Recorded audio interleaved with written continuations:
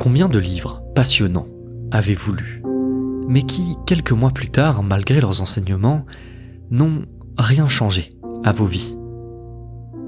Comment se fait-il que malgré tout l'intérêt que nous portons à la philosophie et à son apprentissage, nos vies ne changent pas radicalement? Aujourd'hui, avons-nous encore la capacité de laisser la philosophie vraiment transformer la manière dont nous vivons, sentons et pensons? Difficile de dire oui.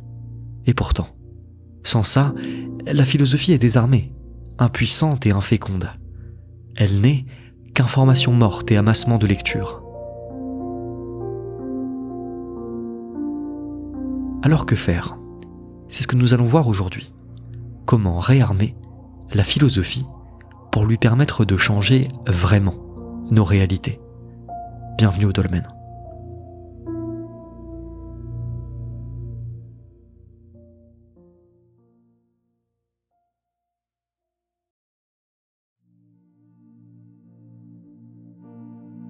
Nous avons aujourd'hui une certaine vision des philosophes de l'ancienne Grèce, une vision transmise par la culture dans laquelle nous baignons. Nous les envisageons en grande partie comme de fiers penseurs assurés, déclamant des vérités universelles sur le monde qui les entoure. Pour nous, Aristote, Épictète ou encore Platon sont des guides dont les idées ont traversé les siècles par leur intemporelle solidité. Mais aujourd'hui, j'aimerais vous proposer une autre vision de ces grands esprits et de leurs enseignements, de les envisager d'une autre manière. Et si ce qui avait fait la pertinence des philosophes antiques n'était pas tant la permanence et la droiture de leurs idées, mais au contraire, leur appétence au tâtonnement philosophique, leur émerveillement, leur volonté d'explorer les limites de l'imagination, de la contemplation et de la perception des sens. Nous oublions bien souvent dans quel monde psychique vivaient ces esprits.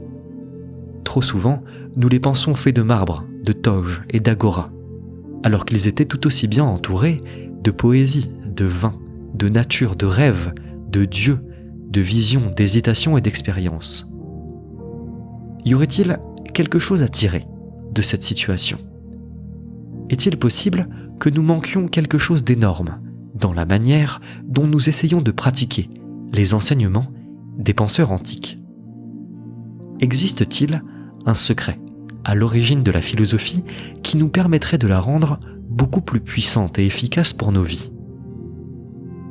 Quand nous essayons de nous plonger dans les textes de la philosophie antique, nous nous attendons souvent à trouver des principes de réflexion, des grandes vues raisonnables, éclairées par un certain jugement du bon, du juste, sur l'homme et sur l'importance des valeurs morales. Puis, nous tentons vainement de nous approprier ces réflexions, d'en faire des maximes pour nos esprits. Souvent, pourtant, ces principes n'aboutissent pas et n'accrochent pas sur nous. Et il y a une raison à cet échec. Nous faisons, peut-être, fausse route.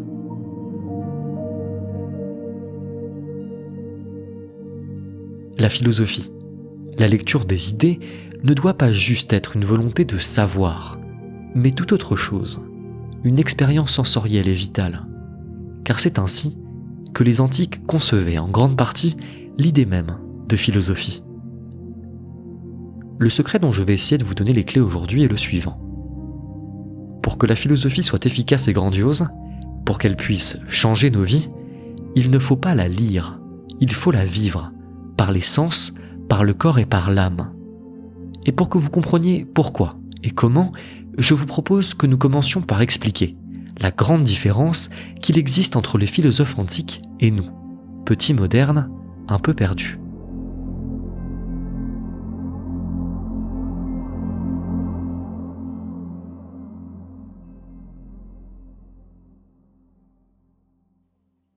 Qu'est-ce qu'un homme de connaissance pour nous ? En grande partie, au fond, un homme qui parvient à agir sur le monde, un homme qui pense correctement et agit dans le réel, un homme de principe en somme. Et c'est ce que nous espérons trouver dans les préceptes antiques, une philosophie pour nous rendre plus puissants dans l'action.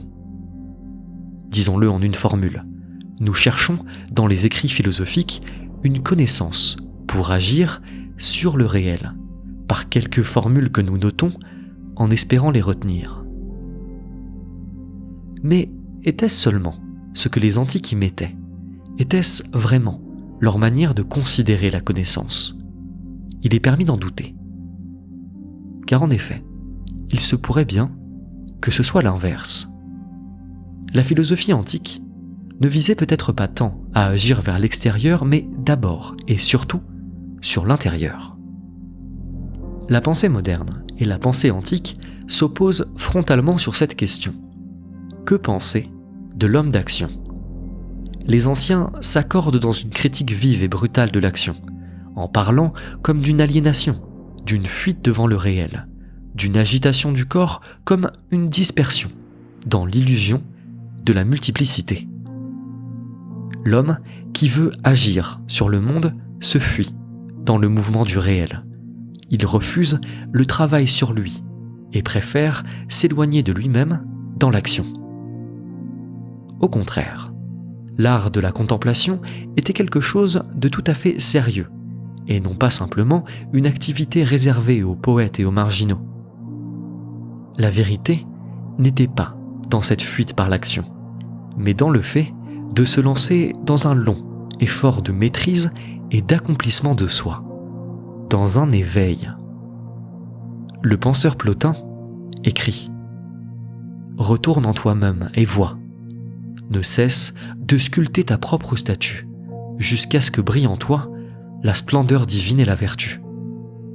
Que tout être devienne divin et beau, s'il veut contempler Dieu et le beau. » L'homme d'action, celui qui a seulement soif de savoir et de système pour vivre, est présenté comme manquant de noblesse. Il court partout, cherche encore et encore une cohérence et des ressources pour remplir son esprit. C'est un homme de l'extérieur. Or, pour les penseurs antiques, la connaissance ne s'obtient pas ainsi. La connaissance est avant tout un retour en soi. Je crains que nous ne consommions trop souvent la philosophie malgré nous, comme une recherche de la connaissance pour mieux agir, pour mieux nous étendre. La modernité nous dit « La connaissance permet d'interpréter le monde. Elle doit être rationnelle, cohérente. Elle doit construire une unité à propos du réel, éviter les contresens et les impossibles. » Alors, logiquement, nous consommons la philosophie comme cela, comme un breuvage pour la conquête, comme une potion de force pour l'âme. Les Grecs ne rejetaient pas cette vision de la connaissance, mais ne s'en satisfaisaient pas. Cette interprétation rationnelle de l'homme qui se satisfait du déchiffrage presque livresque du monde, de cette sagesse théorique, n'est pas du tout satisfaisante et est une conception tout à fait moderne de la philosophie. Pour que la philosophie redevienne puissante, il faut donc que nous en changions notre perception. Elle ne doit pas être une force qui nous alimente, mais d'abord une invitation à nous déstabiliser, un cheminement profondément intérieur, qui enlace le corps et l'âme, qui nous fait vibrer à des intensités jusqu'alors inconnues. Mais alors, comment procéder concrètement? C'est ce que nous allons voir.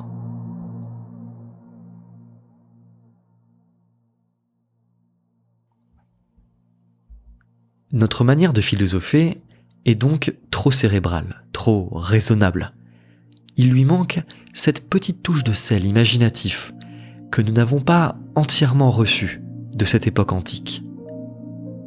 Notre philosophie est trop souvent pur esprit, surplombante, alors que, comme l'explique très bien Eric Weil, la philosophie se tient et s'incarne dans l'action qui vise à transformer le monde, oui, bien sûr, mais aussi et surtout à se transformer soi et à transformer son rapport à autrui.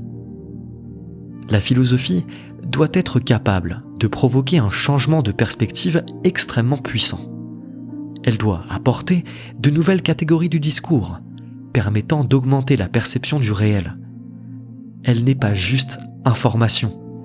Elle doit être capable de déstabiliser, de déranger nos structures internes.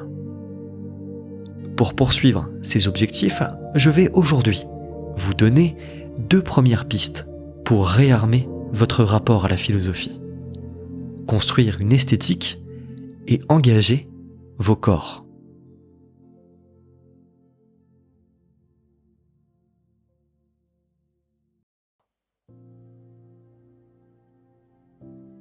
Je le disais tout à l'heure, pour les Grecs, la contemplation est une des activités les plus hautes de l'âme humaine.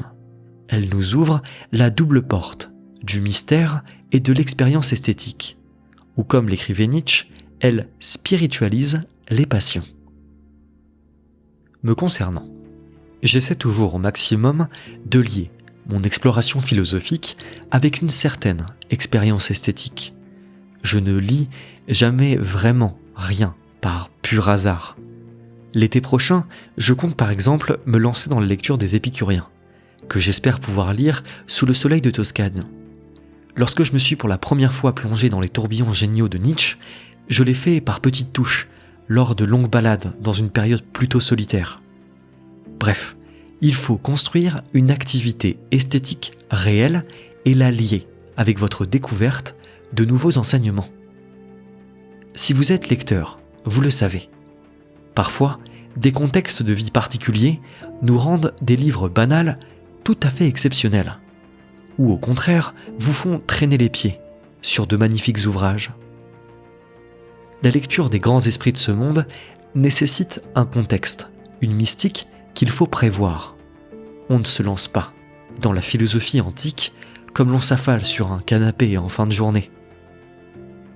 Pour que les épiphanies qu'ils contiennent infusent en nous, il faut leur présenter un cadre esthétique approprié. Le simple fait de dédier un moment de sa vie, bien en amont, à la découverte d'un courant de pensée, d'acter le fait que l'on souhaite s'y plonger et d'arriver à en saliver d'avance, est déjà un énorme pas pour accéder à la puissance qu'ils contiennent. Ouvrir son âme à la perturbation passe donc par une anticipation de l'esthétique. Se voir lire, se voir apprendre, prévoir et décorer en avance. Première piste.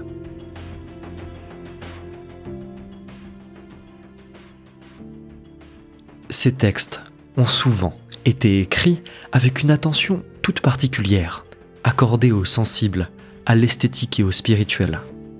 À nous de les retrouver en façonnant dans nos vies des conditions favorables à leur apparition. Mais il faut aller plus loin. Il faut aussi engager le corps et incarner la philosophie.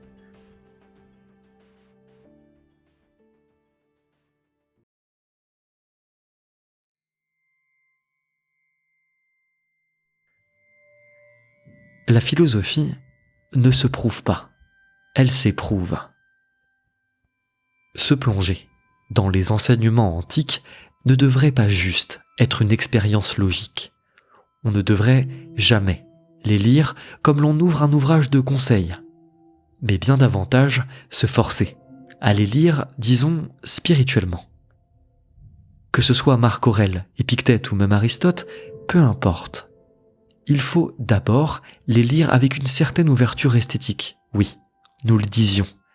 Mais plus encore, il faut engager nos corps, nos esprits et nos représentations du monde dans le processus.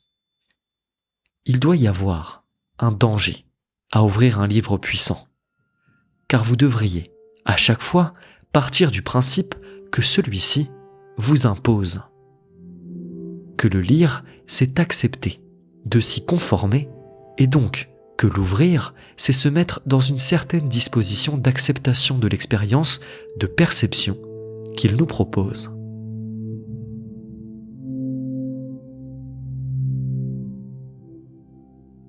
Un enseignement ne se lit pas, ne s'étudie pas. D'abord, il s'éprouve, dans l'âme et dans le corps. Il n'y a qu'ainsi que la philosophie vous touche et peut vous changer.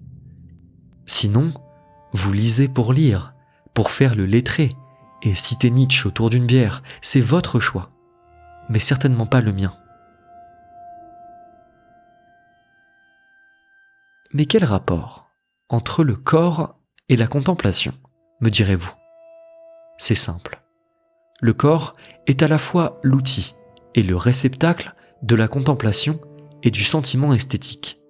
C'est le corps qui vibre et c'est le corps qui reçoit l'enseignement, beaucoup plus que l'esprit en réalité. C'est toute la différence entre la lecture, qui vous donne une certaine information pendant quelques semaines tout au plus, qui est comme la feuille qui tombe au sol mais que le vent finira par balayer, et le corps qui parvient à vibrer et que la vibration change à jamais. Le corps est l'instrument de travail contemplatif de celui qui souhaite correctement s'ouvrir à la philosophie. Le corps est présent dans de nombreuses expériences d'initiation mystique et de rites religieux divers. Il fut toujours l'instrument du sensible, par la danse, par le rite, par l'expérience. Mais nous, petits modernes, nous pensons pouvoir acquérir des enseignements et changer notre réalité sans lui. Nous sommes tout esprit. La philosophie devient une lecture, alors qu'elle est conçue comme une initiation, comme un exercice. Le corps doit être le matériau de base de tout voyage philosophique. Se plonger dans les recommandations stoïciennes doit faire l'effet d'un bain de mer glacé. S'enquérir des recommandations épicuriennes doit être semblable au soleil chaud du midi qui caresse la peau dans un champ d'olivier. Le corps est un lieu de joie. Il est le temple de la joie. Littéralement pour les Grecs, de la sagesse et de l'enthousiasme divin. Le docteur en philosophie Nicolas Go a cette formule qui résume bien mon propos. La philosophie doit apprendre à s'abolir dans la vacuité contemplative et la plénitude corporelle, dont elle saura se nourrir en retour.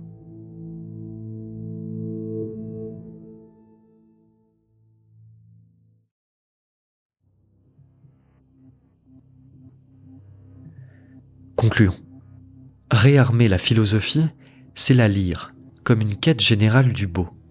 Ce beau qui semblait passionner, au-delà de toute mesure, le penseur grec Plotin. Ce beau dont il disait qu'il était avant tout un retour en soi, un mouvement profondément introspectif, à la recherche du centre de soi et de toute chose. Réarmer la philosophie, c'est la sentir dans le corps, c'est lui donner la possibilité de nous changer vraiment, d'infuser en nous. Ce n'est pas acquérir du savoir, mais déranger l'ordre interne de nos conceptions du monde. Le tout dans un cadre esthétique. Au fond, si vous m'autorisez un peu de poésie, la philosophie est simplement un corps transpirant et essoufflé, qui doute au soleil. Il faut changer notre perception de la philosophie, faire de nos corps des outils à son service, entraîner nos âmes à capter le beau. Mais au-delà de tout, contempler encore et encore, vibrer lorsque les choses vont bien ensemble, et agir lorsqu'elles refusent de s'harmoniser. Oui, voilà, l'agir doit être au service de la contemplation, et pas l'inverse. Agir, c'est préparer le terrain pour que l'âme puisse s'y installer. C'est façonner nos vies de manière à ce que les grandes idées puissent venir s'y reposer quelques instants et déposer dans nos âmes quelques spores de savoir ineffaçable. Je n'en ai pas fini avec ces conseils pour rendre votre perception de la philosophie plus tranchante et efficace. J'en ai encore beaucoup en tête que je vous livrerai dans un prochain épisode. Je terminerai avec une citation de Goethe dans Faust. Le frémissement est la meilleure part de l'homme, si chère que le monde lui fasse payer cette émotion. C'est rempli de saisissement qu'il ressent dans son cœur la réalité prodigieuse.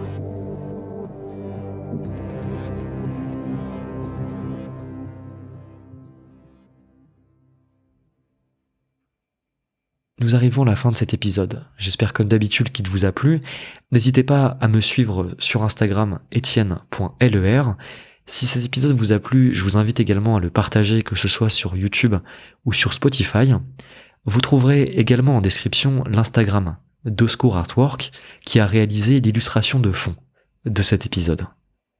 Et quant à moi, eh bien il est l'heure de vous dire à la prochaine.